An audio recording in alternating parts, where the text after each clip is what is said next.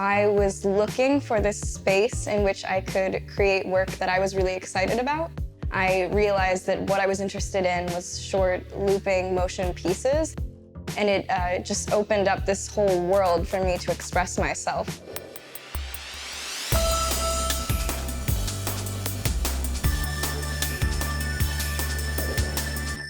This is Culture Beat, the Creators Project's bi-weekly roundup of the most fascinating, mind-expanding, breathtaking art stories from around the world.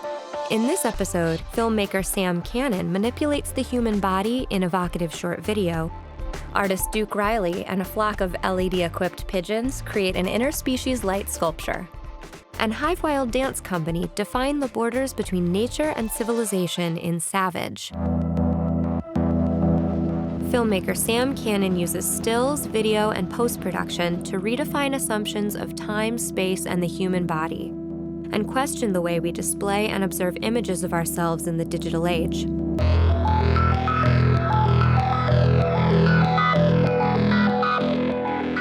I think a lot about the way that bodies are consumed online. I mean, we see all the time these images of bodies that are kind of perfected, and I was really interested in taking that to the extreme.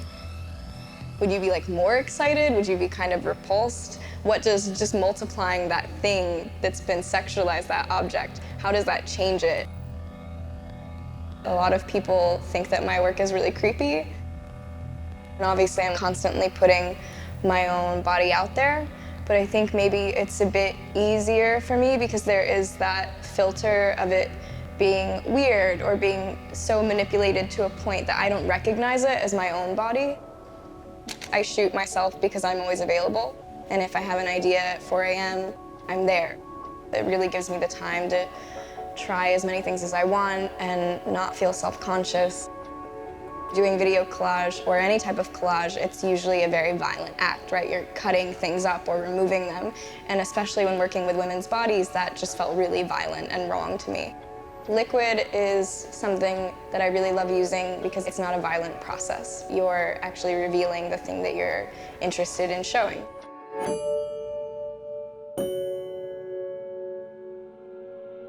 I post all of my videos onto people's feeds that they're constantly scrolling through every day. My hope would just be to make something that's gonna draw someone in and let them choose how long they want to sit there with it.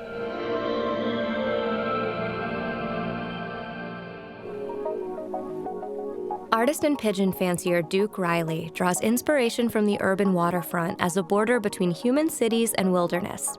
In Fly By Night, 2,000 pigeons outfitted with tiny LED lights take flight across the Brooklyn skyline, inducing a sense of wonder with their intuitive, intricate formations.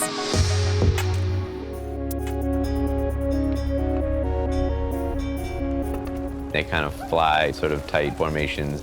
I guess looks like moving constellations, lots of shooting stars going in different directions at the same time.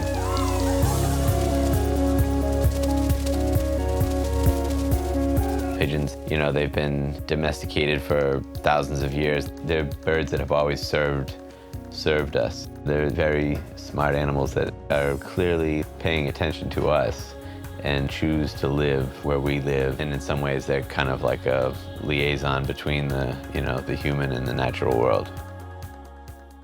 This project has a lot to do with human identity and just in their connection with nature. As it kind of that disconnect grows wider and people sort of seem less aware of their surroundings.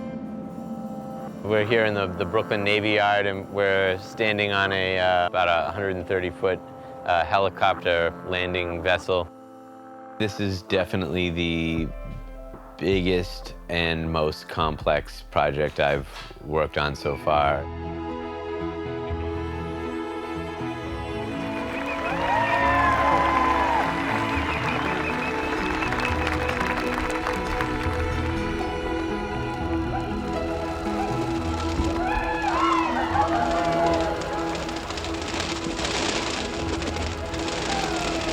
I feel very grateful to be able to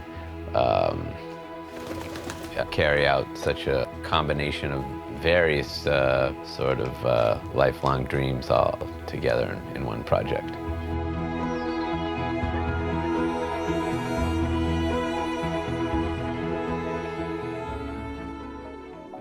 Choreographer Katherine Maxwell, with her dance company Hivewild, created Savage as a contemporary dance piece that captures humans in a primal state. Savage is a 55-minute long movement-based work in collaboration with 2 musicians performing live. And conceptually, it's exploring the effects of urban and wild environments on our humanity and what we consider to be civilized behavior in society. This idea of what constitutes proper behavior, especially in a place like New York City, a city that we've built concrete over, and we have made our own world on top of the one that we come from. The electric game is like an infection.